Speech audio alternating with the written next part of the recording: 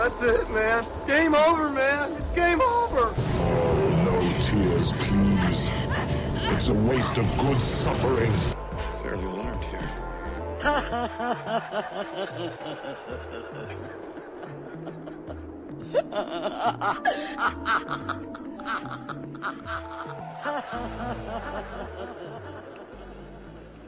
Welcome to MOTN Presents Random Select, also known as Masters of the Nerdiverse Presents Random Select, where we choose 8 random films and pit them against each other in a brutal street fight until only one can claim to be the victor. I'm, of course, your host, Mike G. And with me, as always, is my cunning cohort, Winter Trash Monk III. What do you got? What do you have?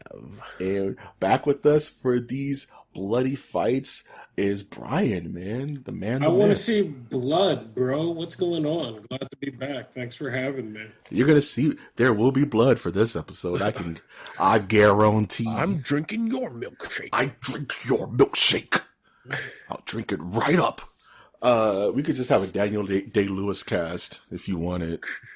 I'll just do my left foot. My left foot. Yeah. My left foot. But we're here to... Very good movie. But also good movies are horror movies, guys. Scary movies. Movies your parents wouldn't let you watch, man. Because they were too scary. And now we're on the second part of our semi-finals, dudes. But yeah, it's getting real. Hard cuts. Hashtag hard cuts. You look into the pit, there's just 1,000 Mila Jovoviches in the red dress, just piled on top of each other. Weird shots, dude. Disturbing image, but thank you. Yeah. That's a scene from Resident Evil Apocalypse. Mike G said that, not me, everybody. It's in Resident Evil movie, dude.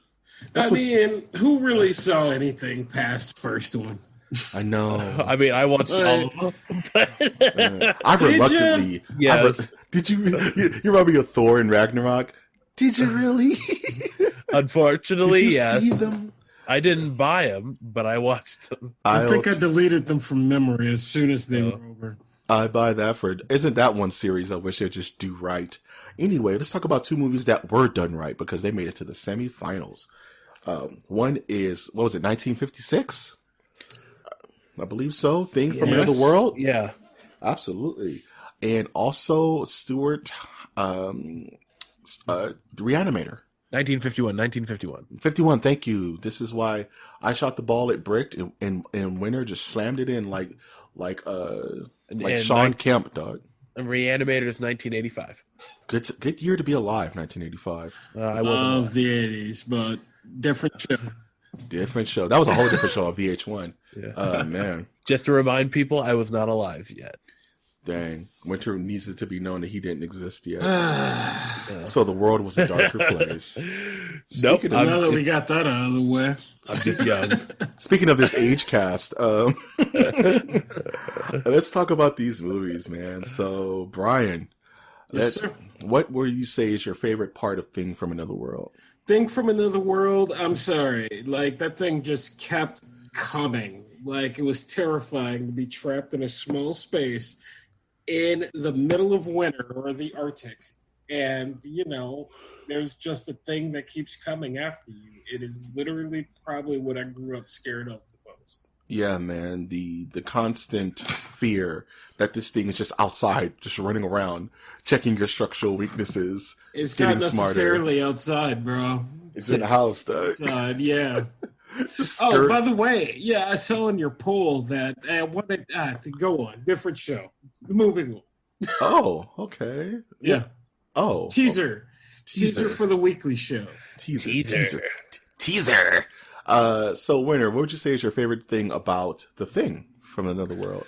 I mean, if we were going to start a class or a degree program for horror movies or movies in general, I think The Thing from Another World would be on that list as a prerequisite. Ooh. Just because you could do a whole lesson on movies that are then adapted but changed dramatically or changed to fit a different audience, but still kind of holding on to some of the things that makes the movie good.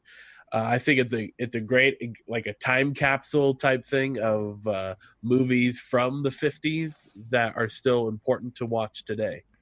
Absolutely. I think that Thing from Another World is up there with, Dracula, The Blob, you know what I mean? Frankenstein as, required watching, you know what I mean? Yeah. And of course, a movie that we'll be talking about later, but I'll leave that to another episode of MOTN Presents Random Select. I would say that my favorite part of The Thing from Another World was the machinations of the of the scientist. I think that's kind of the part that got under my skin the most, was how this doctor had didn't even have the human race in mind. And his sciences was just only the furtherment of science, even if it meant the sacrifice of the entire Arctic base.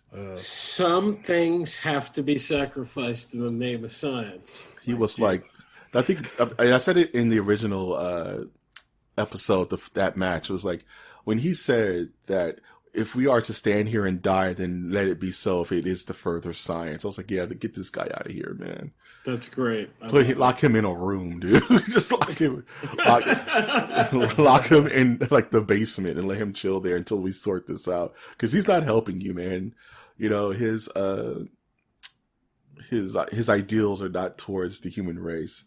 But Winner, let's talk about Re-Animator for a second. What would you say is your favorite aspect or part about Re-Animator, dude? Well, it kind of takes the zombie genre and flips it on its head, where it's not necessarily people just wake up one day or like they're dead and then they come alive, but it's scientists messing with nature. And also, it destroys the stereotype, right? Of like, if you sever the head from the body, the zombie will be dead. Right. Oh, for sure. Yeah. Not in this movie or in Return of the Living Dead. Nope. If that's the case. Which is fascinating that he solved death on a cellular level. Right. Like, that's the part where it's like the foot will just keep hopping. You know what I mean? That's crazy. Brian, what would you say is your favorite thing about Re-Animator? I had some time to also think about this, and I want to say that he just kept coming, much like The Thing, bro. He wouldn't stop. After the cat, okay? After the cat. Actually, the dude wound up at that university because of what went down in the London University, wherever he was at. Right. Look, man, he just kept going, and each idea got worse. And he's like, no, we got to do this. We got to do this. And I can appreciate that coming from a horror movie point of view, because some of the scariest things on Earth are things that just keep coming at you. Yeah. They, reach out and touch you, like Freddy Krueger just keeps coming because you're asleep in your dreams. Jason keeps coming. The list goes on. Mm-hmm. Frightening features in Hollywood. This just so happened to be a scientist. Dude. And when you said that, I don't know if there's a theme with the scientist and the Halloween I didn't consider. I know, because there's a funny little link to Herbert West in The Scientist and Thing from Another World, isn't there? Like, they are both just relentless in their work to the point where human lives no longer matter. And when you were rounding off that list of unstoppable killing machines, the one literal unstoppable killing machine that came to mind was the T-800 in the original The Terminator. Keeps coming. Keeps coming. It absolutely will not stop. Ever. The alien. Until you're dead. Coming. No, dude. That's terrifying. Terrifying. It doesn't eat. It doesn't sleep. It can't be reasoned with. And Herbert West is the same way. He's so dead set on his work. And I think that's my favorite part about this movie, is how charismatic Herbert West is as a character. That he's funny, he's sharp, he's witty, he knows he's the smartest guy in the room.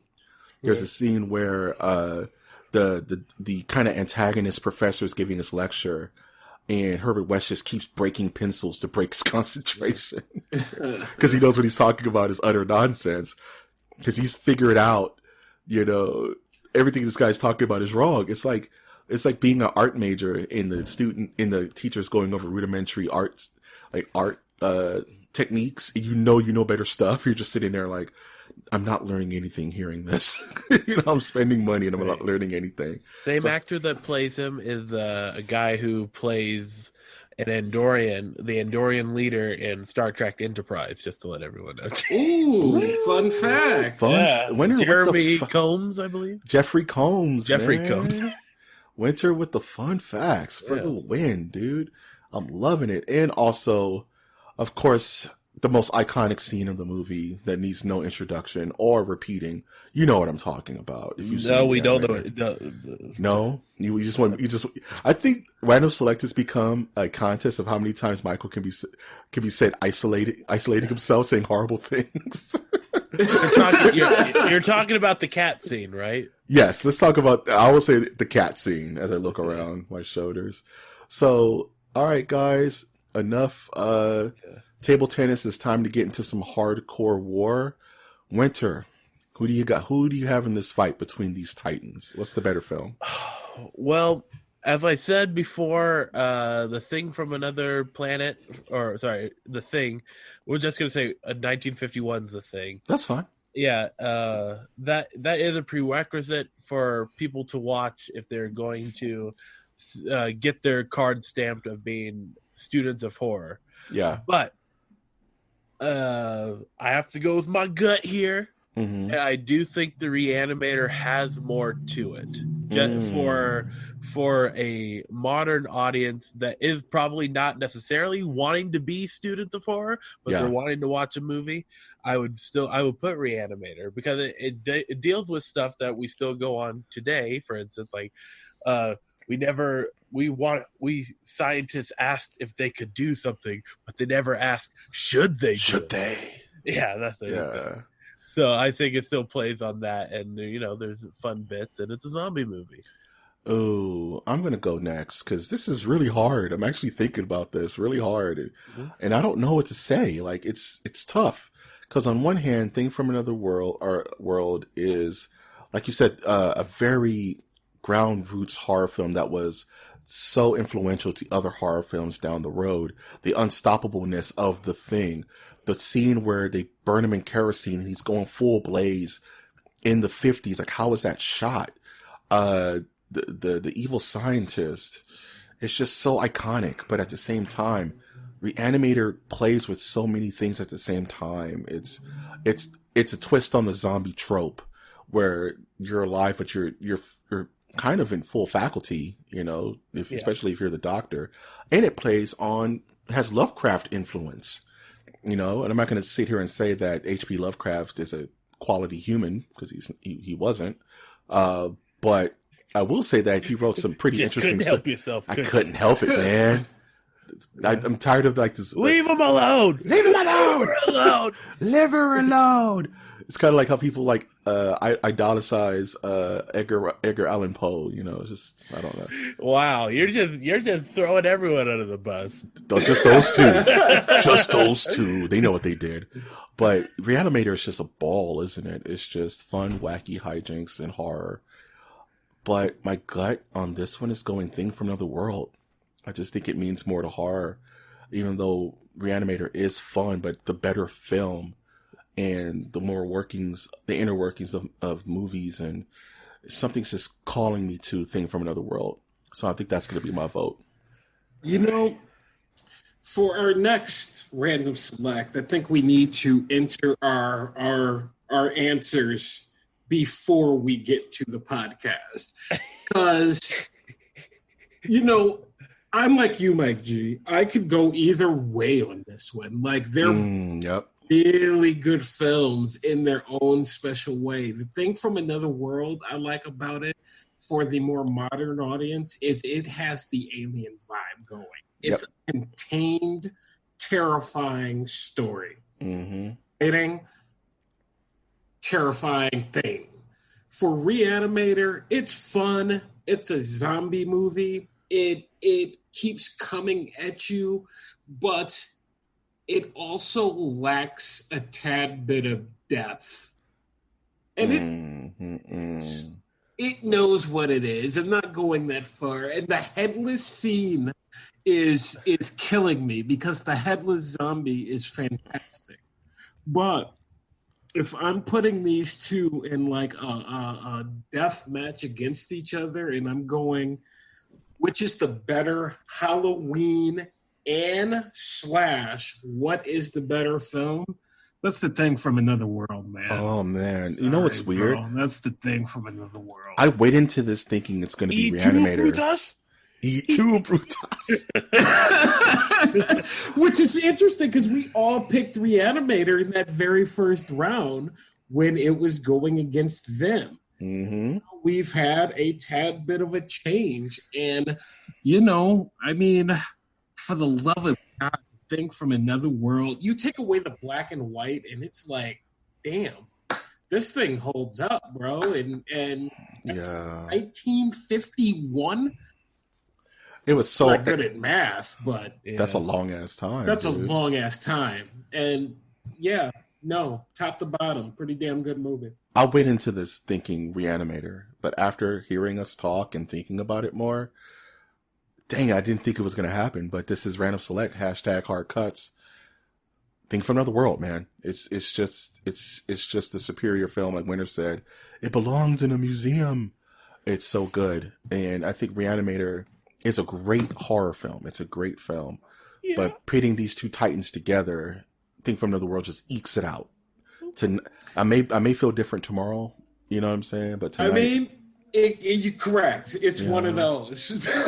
it's really one of those. And that's why I said I think it'd be interesting to put our answers down beforehand, because that way the conversation flows and the choices are locked in, and you know. Makes sense. Well, definitely something we may want to do for the finals, man. You know, was I influenced by what Winter had to say? Yeah. But also what Mike G had to say. But ultimately, for me, it comes down to the containment of that story, and that's a great story. It's a great story, and it's one that's been replicated, much like The Thing. You know, watch it, please. I know it's an old movie, but there are things to pull from it that you will see in modern horror, and you'll be like, oh, okay, that's where that came from. The isolation.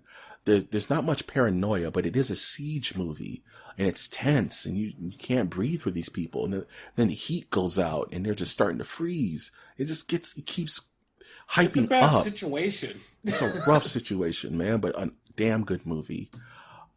What do you think? What do you think? Nerdiverse, please tell us if we're right, wrong, or somewhere in the middle. On Twitter, @mnerdiverse, we'll be running a poll the day this episode comes out for this semifinal match. And you'll let us know which is the better film. Is it Re-Animator? Is it Thing from Another World?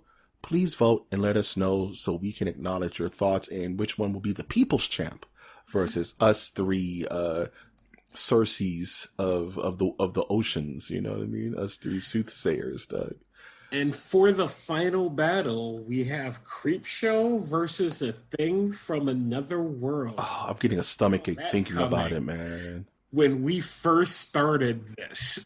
I didn't think Thing was going to make it, man. I didn't think Thing was going to make it. I didn't think Creepshow was going to make it. I thought it was going to get sniped out, dude. There you go. That's why we do this. Hashtag hard cuts, ladies and gentlemen. But here we are, man. I'm so excited for the finals. Yeah. So as always, I want to thank Brian and Winter Trash Monk III for joining me on this amazing ride. Thanks for having me. No problem. Time. Absolutely. And I can't wait to the final round. So until then, if this is your first time listening to the podcast, I would like to be the first to thank you and welcome you to the Nerdiverse. I've, of course, been your host, Mike G, and I will always ask you to look towards the skies. Look towards the skis.